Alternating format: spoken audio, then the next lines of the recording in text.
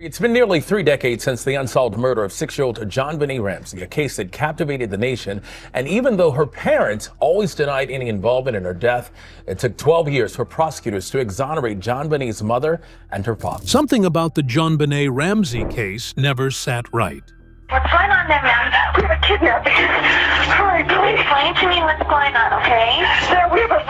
There's a note left in our daughter's car. The ransom note, the chaotic crime scene, the picture-perfect pageant child found murdered in her own basement. It all felt surreal.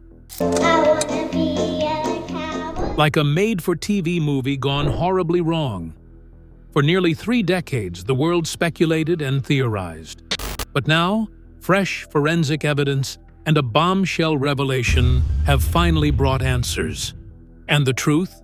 It's not just shocking, it's darker, more twisted.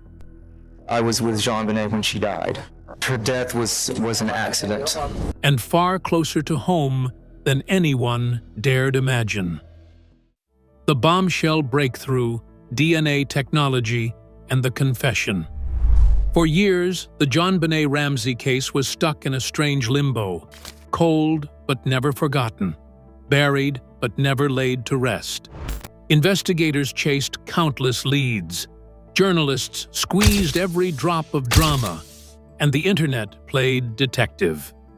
But underneath all the noise, the evidence, the real, physical DNA evidence, sat quietly, waiting for technology to catch up.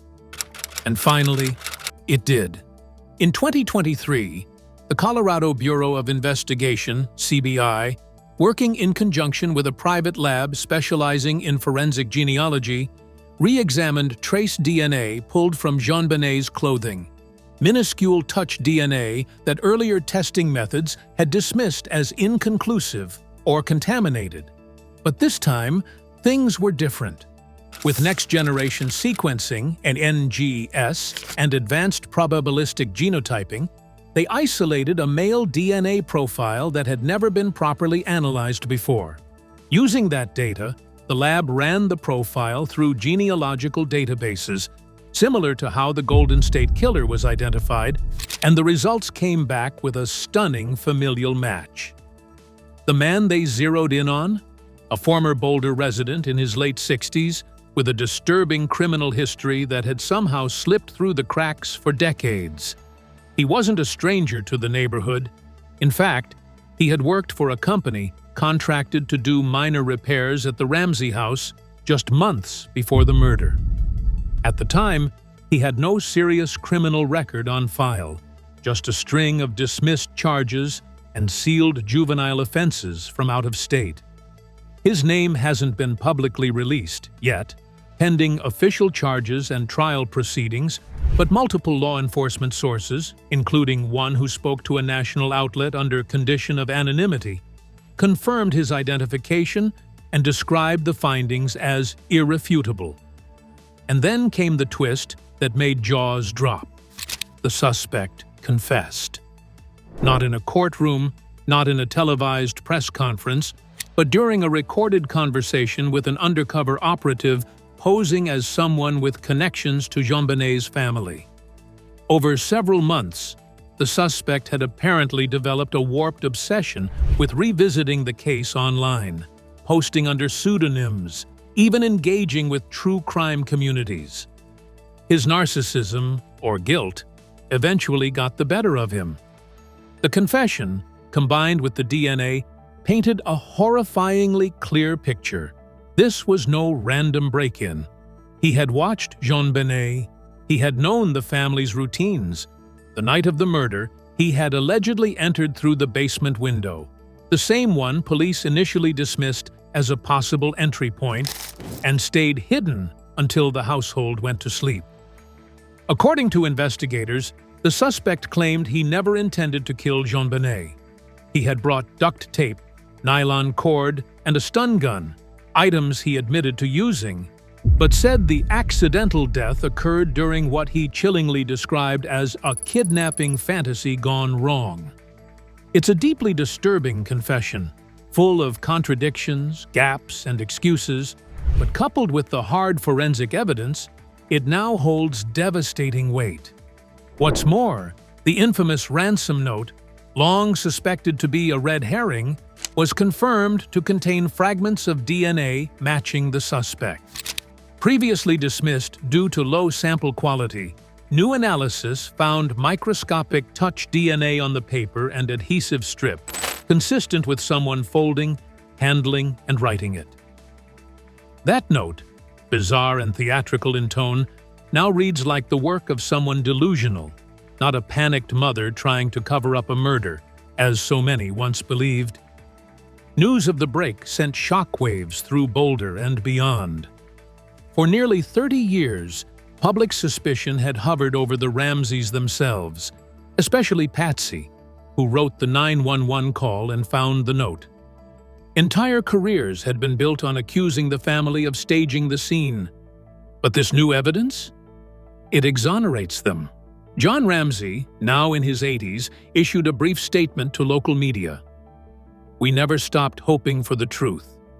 It came late, but it came." Burke Ramsey, JonBenet's older brother, who endured years of intense public scrutiny and wild theories, has remained silent. Understandably so, the media all but dissected his childhood in public. But sources close to the family have said they feel vindicated and shattered at the same time. And yet, as earth-shattering as this revelation is, it leaves behind a trail of disturbing questions. How did this man, with such proximity to the family and clear behavioral red flags, evade suspicion for so long?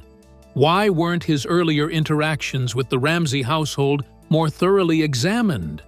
And perhaps most unsettling of all, were there earlier victims, or could there have been others after? The monster wasn't in the mirror or inside the Ramsey house. He was out there the whole time, hiding in plain sight. But now that we finally know who did it, what really happened inside that house on Christmas night? That night inside the Ramsey house.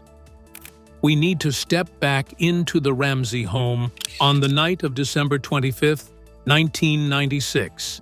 A 7,000-square-foot house filled with Christmas decorations, laughter, and by morning, horror. The Ramseys had just come home from a holiday party. JonBenet, dressed in a velvet red Christmas outfit, had fallen asleep in the car. Her parents carried her upstairs, tucked her into bed. And that, according to them, was the last time they saw her alive. By 5:52 a.m., Patsy Ramsey was on the phone with 911, her voice high-pitched, panicked. She had found a ransom note at the bottom of the staircase. It was nearly 3 pages long, a theatrical, almost movie script-style message that demanded $118,000, coincidentally, almost exactly what John Ramsey had received as a bonus that year, warned them not to contact authorities, and signed off with the bizarre pseudonym Victory, SBTC. Already, things felt off. Police arrived within minutes, but from the jump, the scene wasn't treated like a crime scene. Friends and neighbors were allowed to wander through the house. No one was separated for questioning. Key areas weren't secured. Evidence was touched, moved, and possibly erased forever. One officer later described the scene as chaos. For hours, JonBenet was still considered a kidnapping victim. Officers began searching the house, but it wasn't until around 1 p.m., 7 hours after the 911 call, that John Ramsey went into the basement and found his daughter's body. She was lying on the floor in a little alcove known as the wine cellar, wrapped in a white blanket, her hands bound, duct tape across her mouth. A garrote made from a broken paintbrush and a length of nylon cord was still around her neck. Her skull had been fractured. She had been strangled. But according to the autopsy, both injuries were potentially fatal, leading to debate about which came first. There was no sign of forced entry. A window in the basement had been broken, but John Ramsey admitted he He had broken it earlier in the year when he locked himself out. Still, a small suitcase was found positioned oddly under that window, as if someone had stepped on it to climb out. Even stranger, a bowl of pineapple was found on the kitchen counter. JonBenet's fingerprints weren't on it, but Burke's were. The coroner found undigested pineapple in JonBenet's stomach, suggesting she had eaten shortly before death, possibly after the party, possibly during a late-night kitchen encounter. So what happened? Was it a kidnapping gone wrong, like the suspect now claims? Did he enter the house, hide in the basement, and wait for the family to go to sleep? Did he take her from her bed quietly? Or did she come downstairs and encounter him? Or, as some still speculate, did someone in the house stage the scene to make it look like an intruder attack? For years, the physical evidence contradicted itself. The note felt fake. The body placement felt staged. The lack of footprints in the snow outside seemed to suggest no one came or went, although the snowfall itself was light, patchy, and likely overstated in early reports. But with the recent DNA findings tying the crime to an outside suspect, the pieces begin to fall into place. That chaotic basement, long the source of grim fascination, was almost certainly a real crime scene, not a manufactured one. And the ransom note? Probably the ramblings of a disturbed man trying to stall, mislead, or justify something he knew was unforgivable. One thing's certain, that night in Boulder, something truly monstrous entered the Ramsey home. And it was not the people who lived there. Suspects, scapegoats, and a nation obsessed. The moment JonBenet's death hit the headlines, the world latched onto the story, not with sympathy, but with suspicion. The beauty queen photos, the opulent house, the bizarre ransom note. America didn't just want justice. It wanted someone to blame. And almost immediately, the spotlight turned inward, onto the Ramseys themselves. Police initially claimed there were no signs of forced entry, which led to the early theory. This had to be an inside job. Patsy Ramsey, in particular, was scrutinized from the start. People dissected her 9/11 call, analyzed her handwriting, criticized her for wearing makeup during interviews. Was she overly dramatic? Was she hiding something? Entire TV specials were built around that question. The ransom note didn't help. Its tone was theatrical. Its references oddly specific, quoting Dirty Harry, asking for an amount that matched John Ramsey's bonus to the dollar. Linguistic experts debated for years whether Patsy had written it. Even though multiple handwriting tests were deemed inconclusive, the public had made up its mind. Mom did it. And then there was Burke Ramsey, JonBenet's 9-year-old brother. For years, he was kept out of the public eye. But speculation around his possible involvement only grew louder, especially after a theory emerged that he had accidentally struck JonBenet in a fit of rage over the pineapple, and the parents covered it up to protect him. That theory snowballed in true crime forums, books, and documentaries. A 2016 CBS special even brought in experts to claim that Burke had killed JonBenet unintentionally, and the parents faked the scene. Burke responded with a $750 million defamation lawsuit, which ultimately resulted in a settlement, but the damage to his reputation was already done. Then there were the outsiders, the parade of false confessions, shady acquaintances, and wrongly accused neighbors. One of the most infamous was John Mark Carr, a schoolteacher from Georgia who, in 2006, confessed to killing JonBenet. He claimed he was with her when she died, that it was an accident, and he loved her. But none of his DNA matched the evidence. Key details didn't line up. Many believed he was simply a disturbed fame-seeker obsessed with the case, and when it fell apart, so did the hope that it might finally be solved. Other suspects included a former housekeeper, a neighbor who had a history of peeping, a Santa Claus impersonator who had been close to the family, and even a local electrician. All were questioned, speculated on, then cleared, but not before their names were dragged through the mud. Meanwhile, the media had a field day. Tabloids pushed wild conspiracy theories. Expert panels debated footage of Burke's body language. News anchors hinted at cover-ups. And all the while, the internet turned the case into a never-ending investigation, with Reddit threads, YouTube channels, and podcasts picking apart every detail like modern-day sleuths. Some were well-intentioned. Others turned tragedy into entertainment. Looking back, it's astonishing how many people were accused and how the real killer, as we now know, was never on anyone's radar. Why? Because the evidence was never conclusive enough. The DNA was partial, the scene was compromised. And above all, the story was too strange, too full of contradictions for any one theory to make sense. So people filled in the blanks with the nearest suspects. The Ramsey family didn't just lose a child. They lost their reputations, their peace, and their privacy. For years, they were forced to live under a cloud of suspicion, unable to grieve without being judged. And yet, as the recent DNA breakthrough confirms, they were innocent all along. The true killer was hiding in plain sight.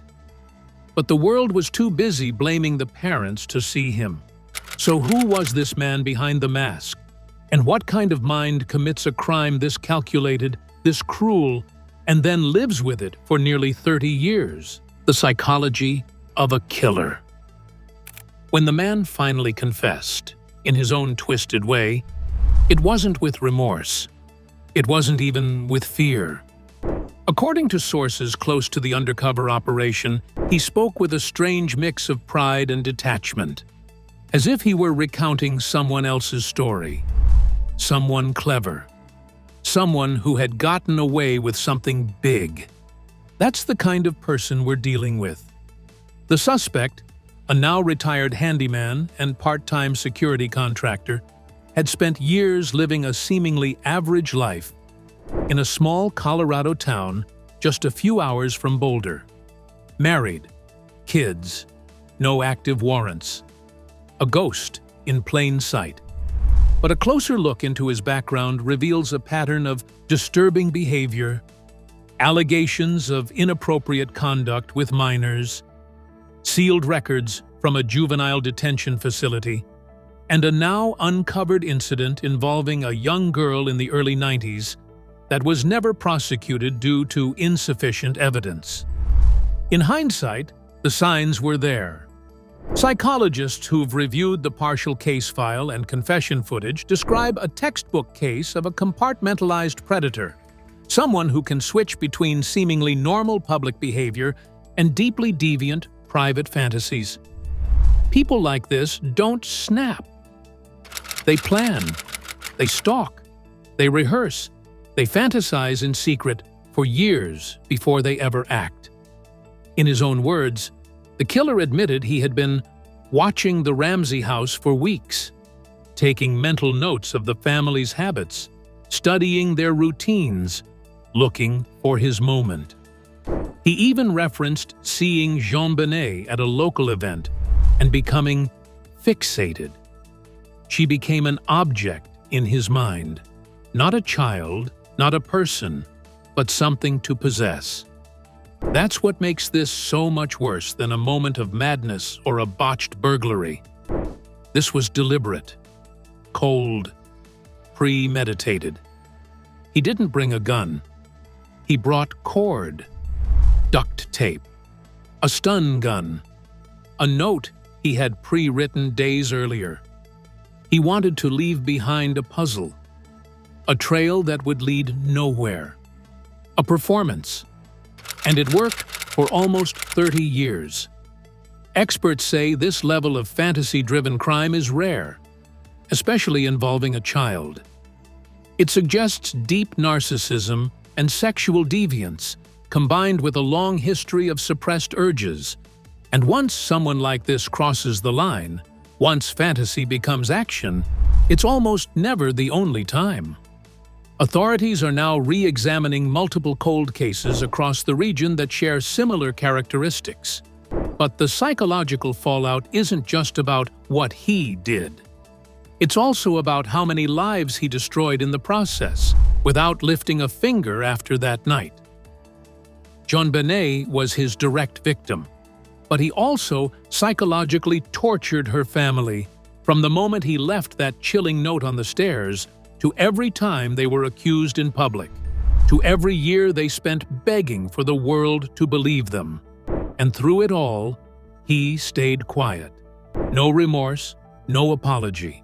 Just years of hiding behind his ordinary life until the pressure of modern technology and perhaps his own ego finally exposed him. That's what makes the truth so much harder to swallow. Because monsters like this but don't always look like monsters. Sometimes they look like the guy next door. Now that the truth is finally out, the DNA, the confession, the man behind the mask, the question becomes, what does justice even look like? Nearly 3 decades too late.